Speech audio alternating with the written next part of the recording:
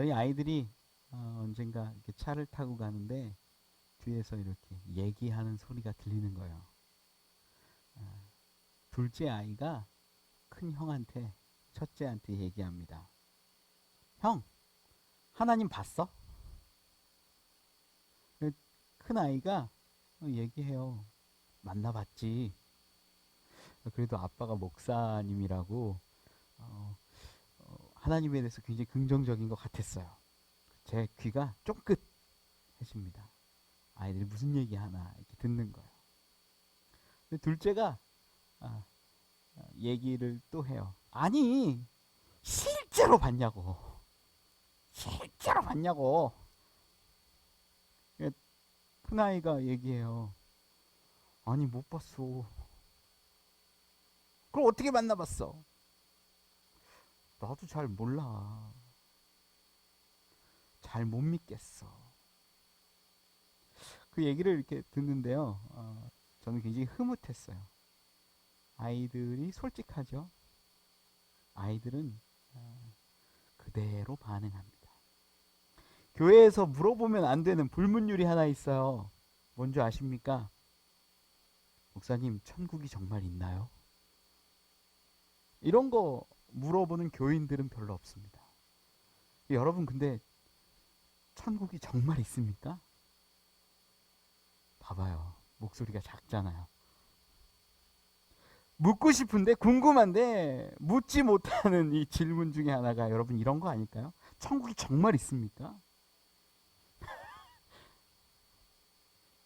여러분 천국은 정말 있어요.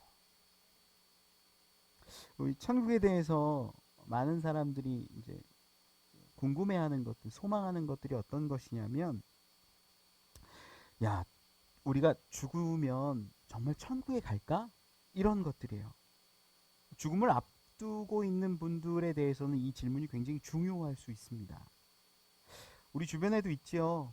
뭐 우리 할머니, 우리 어머니, 우리 할아버지 평생 동안 절에 다니셨고 예수님 모르셨고 부인하셨는데 과연 믿으시고 천국 갈 수 있을까? 아니 마지막에 예수님 믿습니다라는 그 말 한마디로 천국 가는 것이 가능할까? 천국이 정말 있을까? 이런 질문하고 연결이 되는 거죠. 천국에 가려면 어떻게 해야 합니까? 하나님의 은혜와 통치와 감격을 경험해 보지도 못했는데 정말 죽고 나서 천국이 있다면 가야 하는데 갈 수 있는 방법이 뭐냐라는 거죠. 여러분, 천국은 분명히 있습니다. 네, 없다라고 믿는 누군가가 있는 것 같아요. 예수님이 우리를 참 사랑하시거든요. 예수님이 얼마나 사랑하시냐면 당신의 생명을 주기까지 십자가에 자기 생명을 내놓고 자기 목숨을 버리시면서까지 우리를 사랑하세요. 그 예수님이 확실하게 약속하신 그 약속들이 몇 개가 있어요. 천국에 대해서. 어떤 거냐면 한 예수님이 십자가에 달리실 때 강도가 예수님에게 물어봤던 적이 있어요. 예수님과 대화했던 적이 있어요. 근데 이 강도가 얘기하는 말이 이렇습니다. 예수여, 당신의 나라에 임하실 때에 나를 기억하소서. 그 말 한마디를 딱 듣고 예수님이 뭐라고 대답하셨냐면 누가복음 23장 43절에 내가 진실로 내게 이르노니 오늘 내가 나와 함께 낙원에 있으리라. 이, 이 상황을 가만히 보면요. 강도의 삶은 어땠을까요? 강도의 삶은요. 모든 사람이 좋아하는 삶은 아니었을 거예요. 우리가 그냥 성경에는 강도라고 이렇게 표현이 되어 있지만 그 당시에 수많은 사람들을 죽이고 물건을 빼앗았을 수도 있어요. 얼마나 나쁜지 흉악한 범죄자일 수 있어요. 이런 사람이 마지막에 뭐라 그랬어요? 단 한마디. 당신의 나라에 임하실 때 나를 기억하소서. 거기에 예수님이 정말 생명까지 주시는 우리를 사랑하시는 그 예수님이 죽으면서까지 말씀하시고 약속하신 그 약속이 뭐였냐? 오늘 내가 나와 함께 낙원에 있으리라. 저는 그 예수님의 말씀을 믿습니다. 나를 사랑하시는데 죽으면서까지도 그 사랑을 보여주신 분이기 때문에 믿습니다. 요한복음 14장에는 이런 기록이 있죠. 내 아버지 집에 거할 곳이 많도다.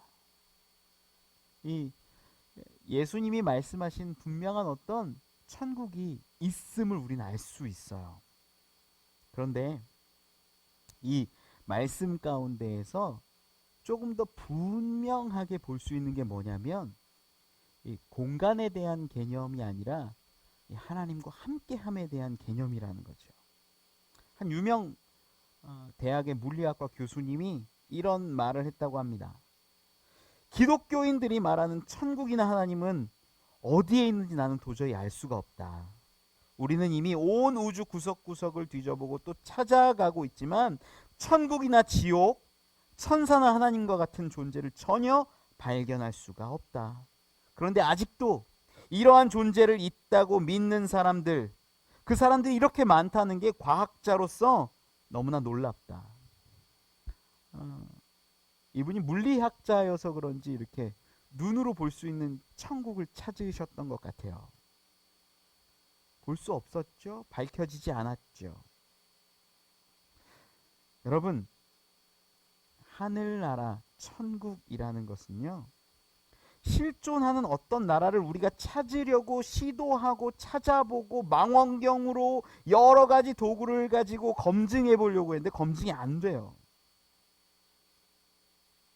저 하늘, in the sky에는 우리가 볼 수 있는 그 나라가 없다는 거죠. 예수님이 하나님이 계신 곳을 설명할 때 이런 표현을 쓴 적이 있어요. Our Father which art in heaven. heaven이라는 단어를 쓰세요. 우린 sky 해서 하늘을 생각하는데 heaven이라는 단어를 다른 단어를 쓰시고 계세요. sky가요, 어떤 물리적인 공간으로서의 이야기라면 heaven은요, 거기에 의미가 담겨져요. 하나님의 통치, 하나님의 다스림, 하나님이 계시고 하나님이 역사하시는 곳. 스카이는 물리적인 공간의 의미지만 헤븐은 조금 다르다는 거죠. 저는 분명히 말씀드릴 수 있어요. 제가 모르는 것도 있고 아는 것도 있지만 우리가 죽어서 가게 될 그 천국이 어디 있는지 물리적으로는 설명할 수 없고 알 수 없고 표현할 수 없는데 하나님이 우리와 함께 하시는 그 천국, 하나님이 통치하시고 역사하시는 그 하나님 나라는 분명함을 전 여러분들에게 약속할 수 있어요. 우리는 성경에 수많은 천국에 대한 그림들이 있음을 알아요. 진주문이 있고 황금길이 있고 아름다운 것들로 가득 차 있는 그런 천국들을 생각합니다. 그런데 아니어도 괜찮아요. 우리는 그 예수님이 강도에게 말씀하신 오늘 내가 나와 함께 낙원에 있으리라 해서 낙원에 자꾸 초점하고 있다는 거예요. 낙원에 가겠다. 낙원에 임하겠다. 낙원에 갈 수 있겠다. 그런데 사실 이 말씀의 본질은 뭐냐면 오늘 내가 나와 함께 있으리라예요. 우리가 하나님과 함께하는 게 그곳이 바로 하나님 나라 천국됨을 믿으시기 바랍니다. 그곳이 천국, 그곳이 하나님 나라라는 거죠. 우리가 나중에 천국에 갔는데 이 성경에 쓰인 대로 황금길인 줄 알고 갔는데 딱 가서 보니까는 뒤에 18K라고 써 있는 거예요. 그럼 여러분 사기당한 거예요? 아니에요. 그곳에 하나님이 계시면, 그 자리에 하나님이 임재하시고 통치하시고 계시면 벽돌길이 무슨 상관이고 자갈길이 무슨 상관이겠습니까? 하나님이 우리와 함께하는 그곳이 바로 천국이라는 거죠. 저는 여러분들이 천국을 좀 이렇게 이해했으면 좋겠어요. 첫 번째는요, 하나님이 통치하시는 나라다. 하나님의 통치를 경험하는 것이 바로 천국을 살아가는 거예요.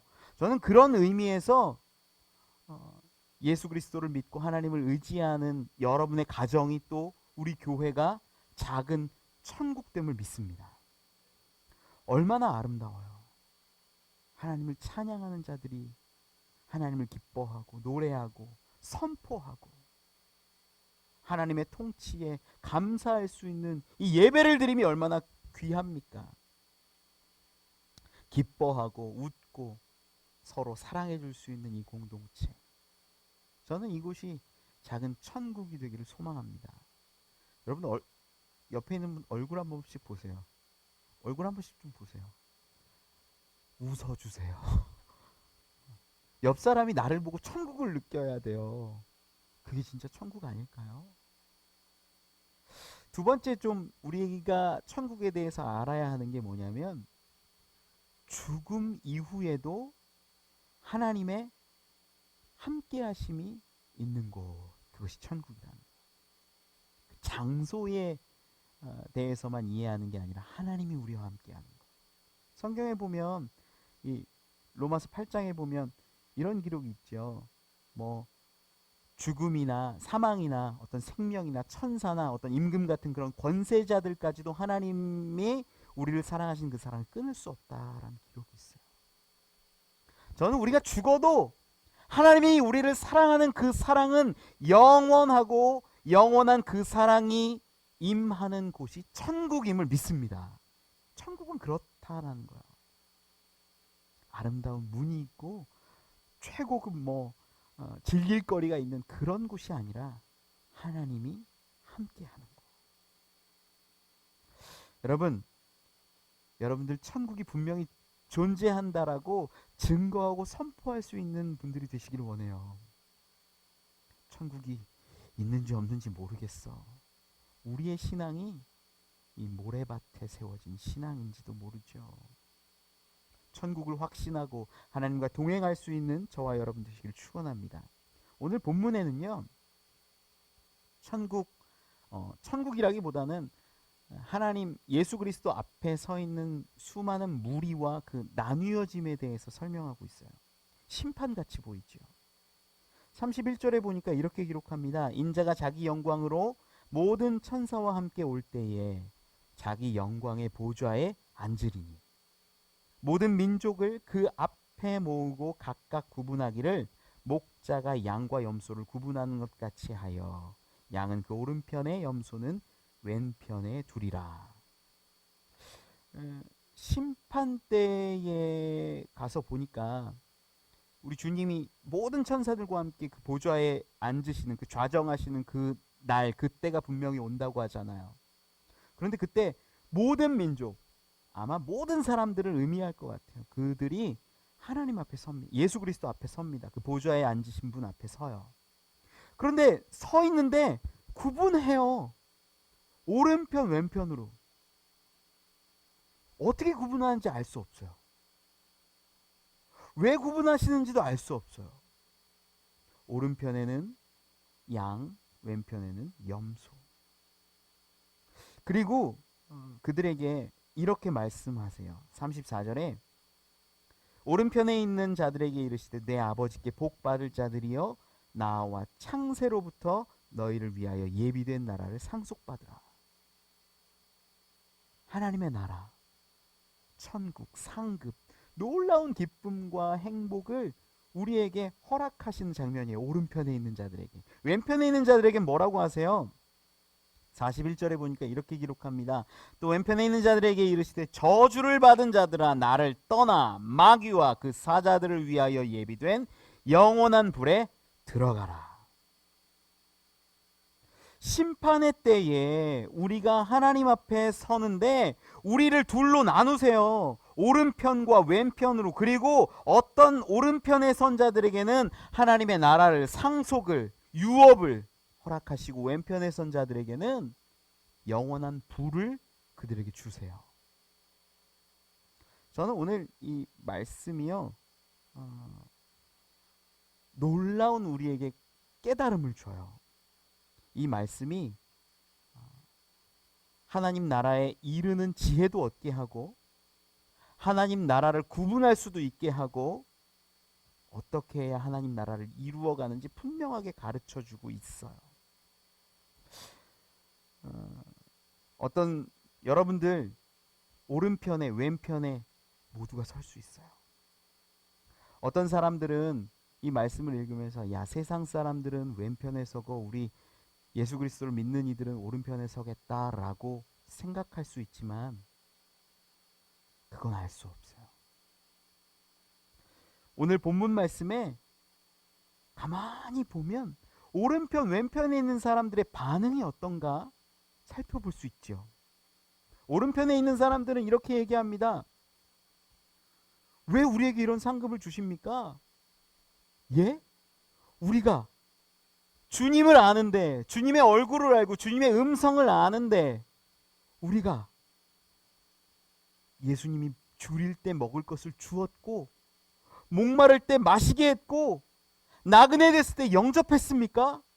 우리가 언제 그랬습니까? 우리가 언제 주님을 돌보았고 우리가 언제 주님을 섬겼습니까? 예수님 말씀하시죠. 여기 내 형제 중에 지극히 작은 자 하나에게 한 것이 곧 내게 한 것이니라. 근데 왼편에 있는 자들도 가만히 보면 이래요. 주님,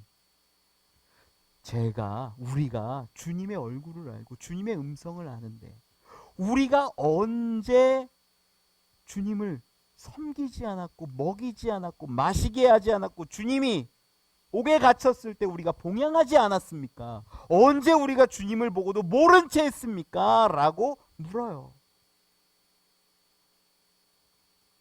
예수님은 말씀하시죠.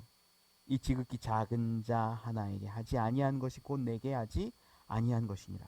이 두 그룹은요 나뉘어져서 오른편 왼편으로 있는데 사실 예수 그리스도를 다 아는 자들 같아요. 주님 우리가 언제 안 했습니까? 주님 우리가 언제 했습니까?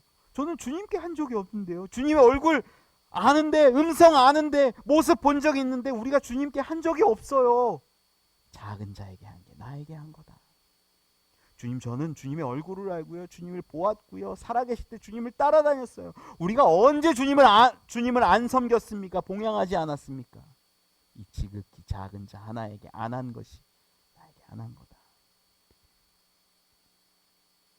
여러분 이 말씀은요 사실 믿지 않는 자와 믿는 자를 구분하는 게 아니라 믿는 자 가운데에서 우리 가운데서 나누고 구별하는 말씀이 되는지도 몰라요. 두렵지 않으세요? 주님을 알았다고 생각하고 주님을 믿었다고 생각하고 주님을 따랐다고 생각했는데 우리가 어느 날 심판대 앞에 왼편으로 서게 될 수도 있어요. 여러분 그 심판을 피하고 천국의 유업을 상속을 받는 자들 되시기를 축원합니다. 첫 번째 나누고자 하는 은혜는요. 천국의 상급은 이 믿음의 열매로 얻는다라는 거예요. 심판받는 거 참 두렵죠. 저는 초등학교 2학년 때 학교를 가면 매일 맞았습니다. 숙제를 한 번도 해간 적이 없어요. 초등학교 2학년이 무슨 숙제가 이렇게 제 머릿속에 제 기억 속에 학교에서 내주는 숙제를 한 번도 안 했다라고 하면 선생님 기억엔 어떨까요? 한 번도 안 했을 거예요. 정말로 한 번도 안 했어요. 학교 가면 숙제 검사하면 그냥 맞는 거예요. 그러다가 안 맞는 날이 있어요. 언제인 줄 아세요? 숙제 검사를 안 하는 날이에요. 숙제 검사 안 하면 숙제 뭐 확인을 안 하니까 선생님이 안 때리는 거죠. 뭐 엉덩이도 맞고 허벅지도 맞고 손바닥도 맞고 손등도 맞고 꿀밤도 맞고 얼마나 많이 맞았나 몰라요. 한 번은 저는 숙제가 뭔지도 잘 몰라요. 숙제 뭐 얘기해 줄 때 저는 신경 써서 듣지를 않았거든요. 하루는 그 선생님이 이렇게 수업을 마쳐 나가는데 뒤에 있는 애가 하나가 그러는 거야. 선생님 이거 숙제 내주셨는데요. 제가 뒤를 보면서 하지마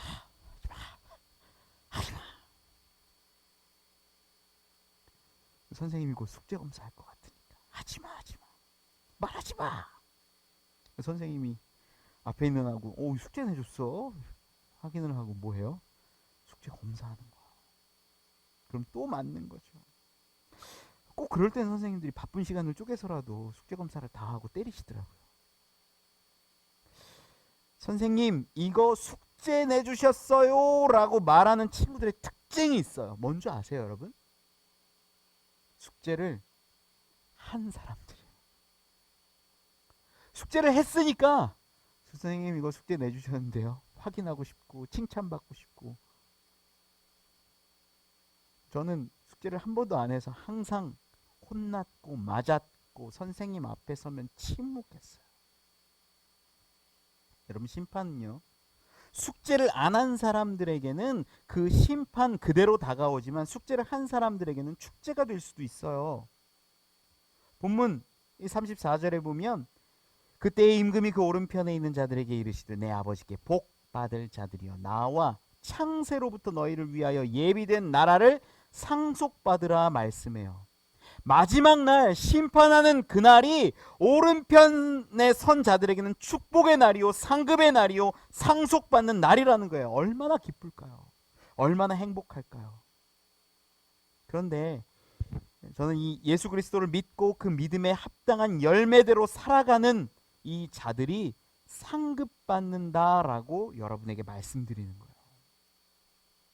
우리가 예수를 안다고 주님 앞에 나왔고 심판대 앞에 나왔는데 우리를 왼편에 서게 하시면 주님 제가 언제 주님을 모른 척 했습니까? 라고 말하는 우리의 모습이 여기 담겨 있지 않습니까? 이걸 가르는 게 뭐냐? 오른편 왼편을 가르는 분명한 기준이 뭐냐? 지극히 작은 자에게 행하는 믿음의 열매라는 거죠. 여러분 분명히 기억하셔야 돼요. 이 두 집단이 다 예수님을 알았는지도 몰라요. 두 집단이 예수 그리스도의 음성을 알고 말씀을 알고 믿었다라고 말하는 자들인지도 몰라요. 하지만 구별돼요. 그 핵심은 믿음에 합당한 열매라는 거죠. 이 41절 말씀에 보면 이렇게 기록합니다. 또 왼편에 있는 자들에게 이르시되 저주를 받은 자들아 나를 떠나 그 마귀와 그 사자들을 위하여 예비된 영원한 물에 들어가라. 나를 떠나라고 말씀하세요. 내 앞에 있고 나를 안다라고 말하는 너희들 내 앞을 떠나가라라고 예수님이 말씀하시는 것인지 몰라요. 여러분 주여 주여 한다고 이 자리에 나왔다고 교회 안에 있다고 다 구원받는다라고 믿습니까? 죄송한데 아닌지도 몰라요. 우리 안에 그 믿음의 분명한 합당한 열매가 없다면 우리를 왼편으로 부르실지도 모른다라는 거예요. 여러분 때로는 두려워하셔야 돼요. 이 말씀이 우리 안에 찔림이 돼야 돼요. 여러분 정말 믿으십니까? 그 믿음에 합당한 열매를 맺고 있습니까? 우리가 그 믿음의 열매를 드러내지 않는 한 우리는 왼편에 서게 되는 자일 수 있습니다. 우리는 모두 이 자리, 교회 안의 자리, 주님을 아는 자리에 있습니다. 예수님을 알고 있고 믿는 사람 모두가 주님 앞에 설 것을 아는데 여기 있는 사람들, 여기 있는 얼마 안 되는 사람들도 몇 명은 오른편으로, 몇 명은 왼편으로 나뉘게 하실 수 있어요. 한국 교회에도 수백만이 있습니다. 천만에 가까운 수많은 사람들이 있습니다. 우리 교회도 사람들이 있어요. 그 믿는 자들 가운데 오른편과 왼편을 구분한다면 여러분은 어느 편에 서시겠습니까?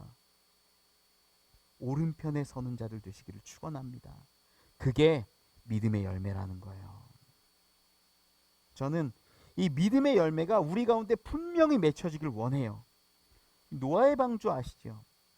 노아의 방주 보면 노아 시대에 악이 얼마나 많았는지 몰라요. 하나님이 그 사람들을 다 쓸어버리시기로 작정하세요. 그런데 노아가 방주를 지을 때 노아만 있었던 게 아니에요.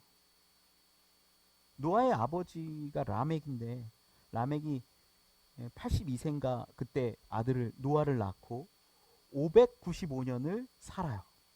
성경에 기록하기를. 노아가 600세쯤 되었을 때에 방주 이렇게 홍수가 임하니까 120년 지었다라고 우리가 얘기할 때 라멕이 노아의 아버지가 살아있을 때 방주를 짓는 걸 충분히 보고도 남았어요. 라멕의 형제들, 라멕의 노아가 아닌 다른 수많은 자녀들이 있었을 겁니다. 수백 년씩 사는 동안에. 그 가운데 노아가 괜히 혼자만 갑자기 나 홀로 뚝 떨어져서 하늘에서 떨어진 아담처럼 하나님과 직통했던 게 아니에요. 대대로 전해 내려오는 하나님의 말씀, 분명한 가르침을 노아가 듣고 행하는 자였다는 거죠. 아마 라멕과 라멕의 형제들 또 노아와 노아의 형제들 다 하나님 여호와를 알았을 것이고 하나님에 대한 음성도 들어봤고 경험했을 겁니다. 그런데 그 가운데 방주를 짓는 건 노아와 노아의 자녀들밖에 없었어요. 라멕도 100년 넘게 그 노아가 방주 짓는 걸 봤을 거예요. 수많은 사람들이 노아를 찾아와서 물었을 겁니다. 뭐 하는 거예요? 난 내가 믿는 여호와 하나님의 그 구원을 위해서 방주를 짓고 있어. 어떤 사람들은 놀려요. 어떤 사람들은 무시해요. 어떤 사람들은 헛된 짓 한다고 그래요. 산 위에다가 그걸 짓는다고 말도 안 되는 일을 한다고 이야기해요. 그런데 또 어떤 사람들은 나도 좀 돕겠다라고 말하는 사람이 있었을 수도 있어요. 그 형제 중에. 그러나 여러분, 그 가운데 구원 얻은 자를 바라보면 노아와 그 자녀들밖에 없음을 우리가 알 수 있잖아요. 결국 방주를, 구원의 그 방주를 완성한 건, 믿음의 열매를 완성한 건, 믿음의 열매를 이루어낸 건 노아와 그 자녀들밖에 없었다라는 거예요. 우리 하나님을 아는 사람은 굉장히 많습니다. 말씀의 홍수 시대예요. 하지만 말씀대로 살아가는 사람은, 이루어가는 사람은, 열매 맺는 사람은 너무나 적다라는 거예요. 주님 사랑합니다. 주님 믿습니다. 고백합니다. 얼마나 많은 모습들이 있습니까? 하지만 그 가운데 주님 말씀대로 살아가고 그 믿음의 열매를 맺는 사람은 너무나 적어요. 여러분, 이 믿음의 열매가 있어야 오른편에 서는 자 됨을 깨달으시기 바랍니다. 이제는 하나님을 아는데, 예수 그리스도를 아는데 왼편에 서지 말라는 거예요. 내 안에 믿음의 열매를 맺자. 하나님이 기뻐하시는 그 일을 감당하자. 지극히 작은 자를 향하여 우리가 수고하고 일할 수 있기를 원합니다. 저는 믿음으로 열매 맺는 우리가 되기를 원합니다. 그 열매가 우리도 모르게 하나님 앞에서 오른편으로 이르게 할 것입니다. 주님, 제가 언제 주님을 그렇게 섬겼습니까? 제가 언제 주님을 돌아보고 주님께 입혀드렸고 주님을 영접했습니까? 주님을 찾아갔습니까? 그래 안다. 지극히 작은 그 연약한 그 자에게 행한 게 바로 나에게 행한 것이다. 그리고 우리를 축복하시지 않을까요? 상급을 주시지 않을까요? 이제는 입으로 믿는 자가 아니라 우리의 믿음의 열매를 드러내고 나타내는 우리 되기를 축원합니다. 두 번째 은혜 나누기 원하는 것은요, 우리 주님을 사랑하는 것이 이웃을 사랑하는 것과 같다라는 거예요. 인간은 사랑받는 것을 원합니다. 게리 체프먼의 책 중에 사랑의 5가지 언어라는 책이 있죠.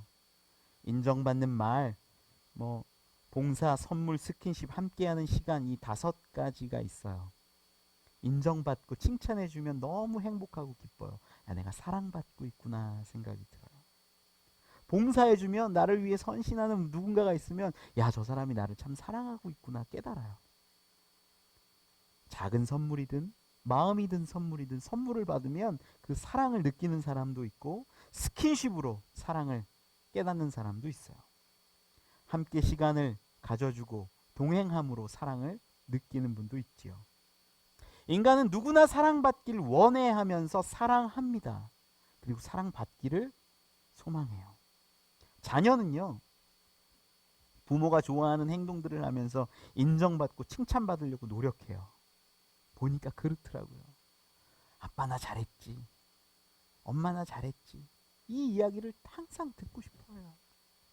여러분, 부모도 마찬가지입니다.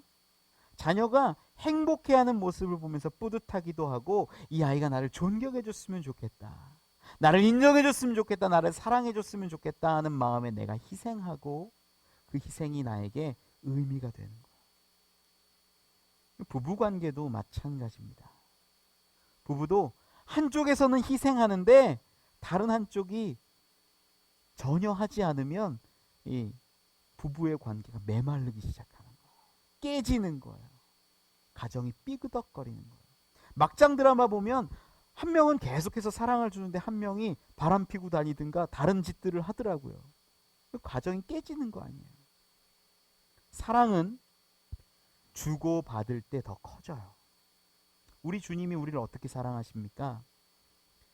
십자가에 달리셔서 죽으시기까지 우리를 사랑하세요. 그 사랑이 너무나 크고 깊습니다. 당신 자신의 몸을 주셔서 생명을 주셔서 우리를 사랑하세요. 우리는 그 놀라운 사랑을 받았습니다. 우리는 그럼 그 사랑을 어떻게 반응하고 드리고 있냐라는 거죠. 본문에서 예수님은 지극히 작은 자 그 한 사람하고 예수님 당신을 동일하게 여기세요. 야, 지극히 작은 자 한 사람에게 행한 게 나에게 행한 거야. 지극히 작은 자 한 사람에게, 연약한 자 그에게 하지 않은 것이 나에게 하지 않은 것이야 라고 말씀하세요. 여러분, 그 지극히 작은 자와 예수님이 동일하다라는 것, 이게 저는 큰 은혜가 있었는데 어떤 거냐면, 주님, 제가 주님께 받은 사랑이 너무나 크고 놀라운데 이 사랑을 주님께 드리고 싶은데 그 주님께 드릴 그 사랑 대신해서 주신 그 연약한 이웃을 내 곁에 주셔서 감사합니다 라는 고백이 되더라고요. 여러분, 주님께 사랑받았으면요, 사랑을 고백하고 드리고 표현할 수 있는 우리가 되기를 원합니다. 그들이 주님을 대신해서 지극히 연약한 자로 우리 옆에, 우리 주변에 서 있다라는 거죠. 이건요, 동정이 아니에요. 나에게 주어진 수많은 물질과 가치와 나에게 있는 그 많은 것들을 두루두루 쓰고 남은 것들을 주는 그런 따위의 동정을 얘기하는 게 아니에요. 주님이 당신의 생명을 주셨던 것처럼, 당신을 희생시키셨던 것처럼 우리에게 사랑을 기대하고 계신지도 몰라요. 여러분, 심판의 날에 둘로 구분하시지요. 하나는 이웃을 섬기고 먹이고 마시게 하고 영접하였다. 하나는 이웃을 돌보지 않았다. 그것으로 천국과 지옥을 심판하세요. 우리는 깊은 사랑은 내가 원하는 대로 주는 것이 아니라 상대가 원하는 것을 주는 것임을 알지 않습니까? 진짜 깊은 사랑, 예수님은 우리가 사랑을 이웃에게, 연약한 자에게, 지극히 작은 자에게 주기를 바라신다라는 거죠. 예수님께서 말씀하신 지극히 작은 자에게 행한 베풀미, 예수 그리스도께 행한 것이라고 말씀하는 순간 우리는 연약한 자, 지극히 작은 자들에게 사랑과 섬김과 동행을 내밀어야 합니다. 이것은 결코 내가 주고 싶어서 불쌍해서 주는 것이 아니라 주님께 행하는 그것과 동일하다라는 거예요. 저는 어제 한 청년을 만났어요. 상담을 진행했습니다. 토요일날 시간 내는 게 사실 쉽지 않아요. 토요일날 목회자에게 1시간은요 보통 평일에 한 3시간쯤 되는 것 같아요. 마음도 괜히 급하고 준비할 것도 많고 한 2시간 정도 그 청년하고 얘기하는데 자기의 어려움, 고민, 걱정 그것들을 다 쏟아놓더라고요. 길을 제시해 주기도 합니다. 함께 기도해 주기도 합니다. 고민하기도 합니다. 우리 교회 다니는 청년도 아니에요. 왜 그렇게 할까요? 주님이 저를 사랑하셔서 저도 주님께 사랑을 드리는 하나의 표현입니다. 라는 저의 고백인 줄 믿으시기 바랍니다. 여러분, 우리는요, 이웃을 사랑함으로 주님을 사랑하는 그 고백을 분명하게 보여줄 수 있어요. 주님이 바라시고 원하는 거예요. 그냥 불쌍해서가 아니라 주님을 사랑하듯 주님을 섬기듯 주님께 대하듯 우리가 말하고 우리의 손끝을 통해서 우리의 사랑이 그려질 때 하나님이 우리를 기뻐하시는 줄 믿으시기 바랍니다. 우리 교회에서도 이번에 이 매튜 챌린지가 끝나면 바나바 헌금이라는 걸 하려고 그래요. 바나바 헌금이 뭡니까? 먼저는 우리 교회 안에 있는 연약하고 지극히 작은 누군가를 돕는 겁니다. 무명으로 지명한 그 사람에게 전액 도우려고 해요. 갑자기 실직을 당했든 갑자기 수술을 해야 되든 어려움에 처했든 학비가 없어서 공부를 못하든 지극히 연약한 누군가를 우리 교회에서 서로 섬기고 나누고 돌보고 베풀어 줄 수 있는 그 모습, 전 주님이 그걸 원하신다라고 믿습니다. 주를 사랑한다면 이웃을 사랑해야 합니다. 이것은 동일한 겁니다. 결코 차이가 없습니다. 주님을 사랑하는 그 사랑으로 내 옆에 있는 지극히 연약한 자들을 사랑하는 저와 여러분 되기를 축원합니다. 세 번째 은혜 나누기 원하는 것은요, 우리는 예수님의 사랑으로 천국 백성을 이루어 가야 한다라는 거예요. 천국 가고 싶으시죠? 아무도 천국 가고 싶으시죠? 천국 괜찮아요. 가셔도 돼요. 좋은 곳이에요. 우리 주님이 함께 하시는 곳이에요. 근데 천국이 하나님 나라라고 제가 말씀을 드렸는데 하나님이 하늘에 계신다고 예수님도 표현하시잖아요. 하늘에 계신 우리 아버지요. 그런데 그 말에 따르면 하늘에 우리가 가야만이 하나님을 볼 수 있어요. 그리고 예수님이 주님이 가르쳐 주신 그 기도 가운데 이런 말씀이 있어요. Thy kingdom come. Your kingdom come. 당신의 나라가 오소서. 당신의 나라가 임하소서. 당신의 나라, 당신의 역사, 당신의 능력, 당신께서 오소서라는 그 고백과 기도가 우리 주님이 가르쳐 주신 기도 가운데 있다라는 거예요. 그 나라가 하늘에 있는 것이 아니라 하늘에도 있지만 이곳에 이 땅 가운데 저와 여러분 가운데 분명히 임한다라는 거예요. 놀랍지 않습니까? 하나님의 나라가, 하늘나라가 이 땅에 임한다. 천국을 물리적인 것으로 해석하면 결코 볼 수 없지만 하나님의 통치 가운데, 우리의 사랑 가운데, 우리의 헌신 가운데 나타나는 아름다운 공동체가 천국이라 하면 우리는 여기에서도 볼 수 있습니다. 천국을 살아갈 수도 있어요.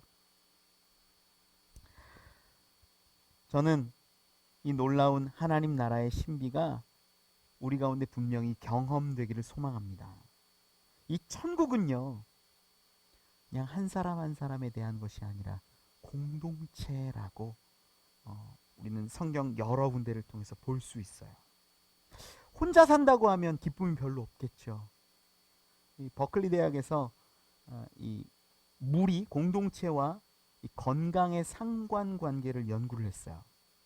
실험용 그 흰 쥐를 세 집단으로 나눴는데 첫 번째 집단에는 독방을 만들어서 이 쥐를 한 마리씩 놓은 거예요.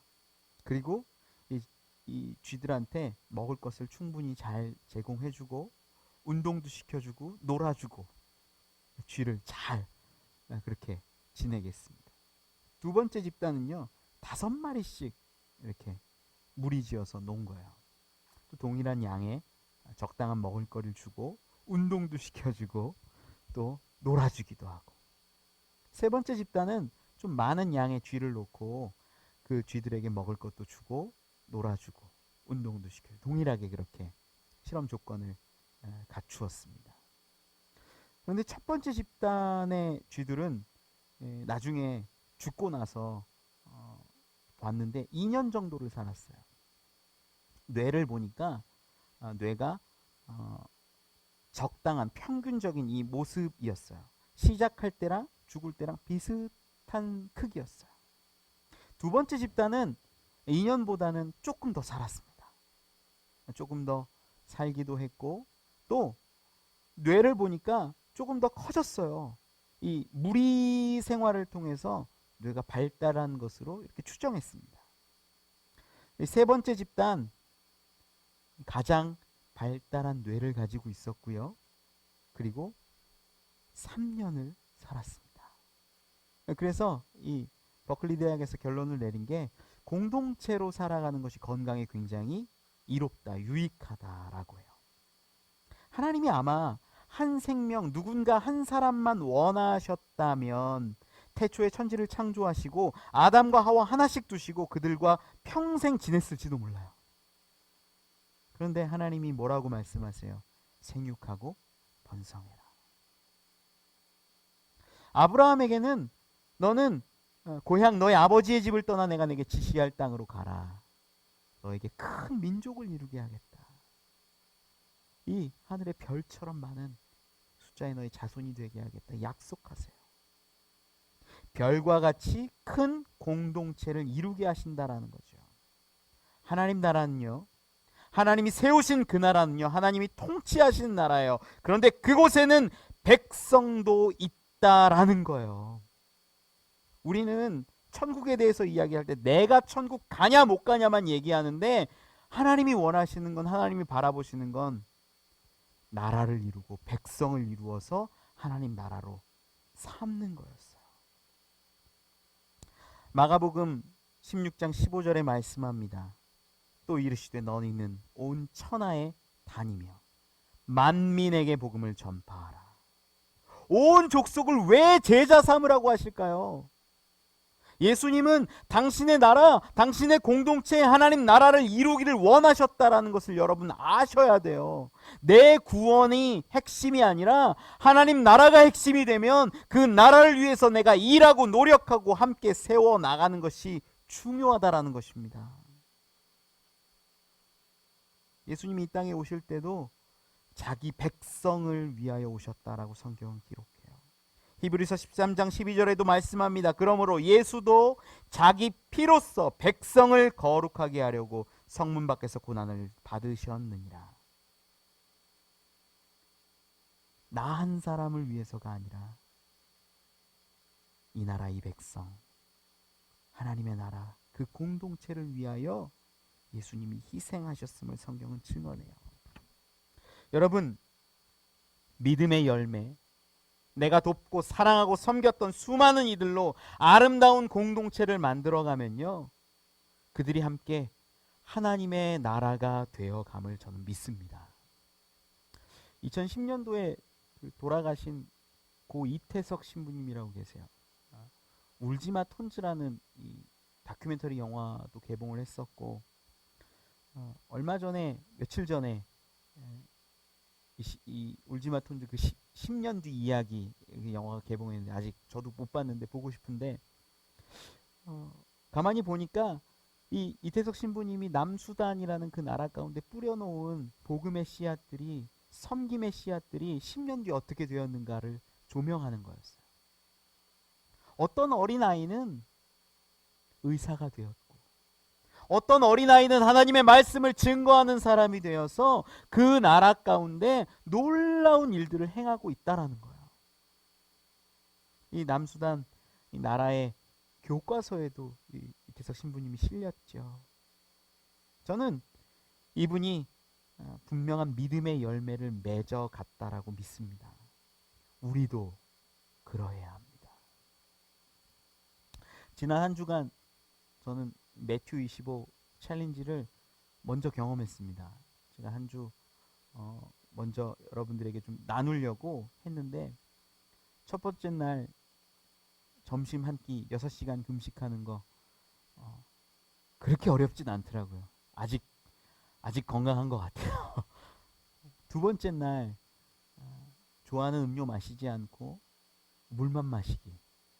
제가 하루에 커피 막 5잔 6잔씩 먹는데 했습니다. 그렇게 어렵지 않았어요. 할만했어요. 세 번째 날이 어렵더라고요. 이불 깔지 않고 맨 바닥에서, 방바닥에서 자는 거예요. 영상 보니까 영상 가운데 이렇게 소개해 주시는 목사님은 신문지 한 장 덮고 자는데, 제가 해보니까 도저히 못하겠더라고요. 여러분 하시려는 분은 베개 하나는 베개 하나는 쓰셔도 괜찮습니다. 베개 하나로 의지해서 자는데요, 정말 잠이 안 오고요, 밤새 뒤척이더라고요. 제가 이렇게 방바닥에서, 이렇게 딱딱한 방바닥에서 누워 있는데 잠이 저는 들었는데, 저희 큰아이가 물어봤대요. 엄마, 아빠 왜 저래? 저희 아내가 대답했대요. 이 세상에는 전쟁이나 이런 어려운 상황 때문에 난민이 돼서 집도 없고 어려움을 경험하는 사람들이 있는데, 그 사람들을 좀 이해하고 그 사람들을 도우려고 아빠가 먼저 저렇게 해보는 거야. 전 너무 감사했어요. 저희 자녀에게 그런 것들을 설명할 수 있는 기회가 있다라는 것으로도 감사했어요. 넷째 날도 쉽지 않았습니다. 넷째 날이 뭐냐면, 전날 입은 옷을 똑같이 입는 건데, 제가 생각이 짧았어요. 화요일 날 입은 걸 수요일 날 또 입은 거예요. 여러분, 수요일 날은 꼭 세탁한 옷을 입으시기 바랍니다. 그래야 목요일도 할 수 있어요. 생각이 짧으면 이틀씩 입을 때 있거든요. 저는 뭐 이렇게 행동을 막 격렬한 일을 하진 않으니까 이틀 입을 때도 있고, 그런데 화요일 입고 수요일 입었는데 목요일 날 입으려니까 이게 쉽지 않더라고요. 속옷은 갈아입으셔도 됩니다. 제가 경험해 보니까 현실적으로 좀 이렇게 맞게 해줘야겠다 생각이 들었어요. 그렇게 넷째 날 지내고 다섯째 날이 돼서 연약한 자들을 위해서 우리가 기도하고 섬겨야겠다.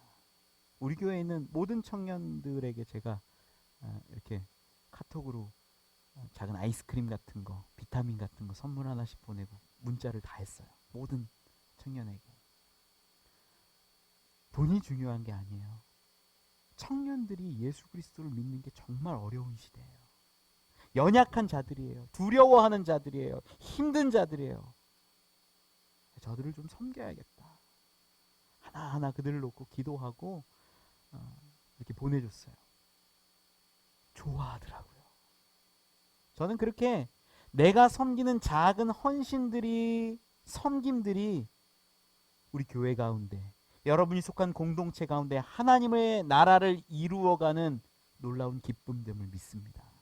그렇게 행하는데 제 안에서 막 작은 기쁨들이 스물스물 막 올라오는 거예요. 돈이 중요한 게 아니고, 내가 그들을 생각하고 있고 그들을 위해 기도하고 있고 그들을 생각함으로 내 마음 같이 아파하고 있다라는 그 모습이 저도 돌아보게 되고 감사하게 되고 은혜가 충만해지더라고요. 여러분, 하루하루 말씀으로 살아가는 거 쉽지 않습니다. 그런데 훈련 받을 때 놀라운 기쁨이 임해요. 천국의 기쁨이 임해요. 천국을 경험할 수 있게 됩니다. 하나님이 통치하시고 하나님이 말씀하시는 그 은혜의 삶을 살게 되는 줄 믿으시기 바랍니다. 우리 예수님의 말씀대로 섬기고 세워주고 사랑하고 함께하면, 나눠주고 먹이고 마시게 하고 입혀준 자들이 되면 서로가 그러한 놀라운 사랑의 순환들이 일어남을 믿습니다. 그게 하나님 나라의 백성, 천국 백성, 하나님 나라의 사람들이에요. 여러분, 저 혼자 천국 가는 거 별로 좋을 것 같지 않아요. 전 여러분들과 함께 가고 싶습니다.